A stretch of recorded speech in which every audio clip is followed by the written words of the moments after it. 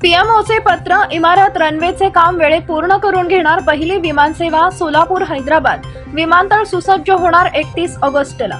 Hotgi road विमानतळावरून प्रथम सोलापूर हैदराबाद सोलापूर अशी सेवा सुरू करण्यास मंजुरी मिळाली आहे। विमानतळावर विकास कामे सुरू आहेत। ही कामे 31 ऑगस्ट पर्यंत पूर्ण करण्याचे उद्दिष्ट निश्चित करण्यात आल्याचा निर्वाळा पंतप्रधान कार्यालयाने दिला।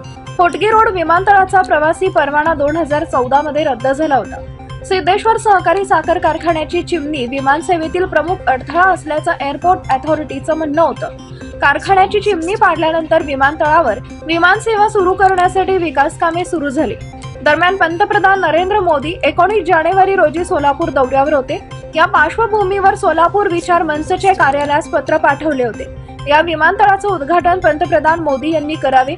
अनेक वर्षापासून बंद असलेले हे विमानतळ का सुरू होऊ शकत नाही असा प्रश्नही विचार मंचने उपस्थित केला होता। या पत्राला पंतप्रधान कार्यालयाकडून उत्तर आलंय। विमानतळावरील सर्व कामे 31 ऑगस्ट पर्यंत पूर्ण होतील असं हे उत्तर आहे।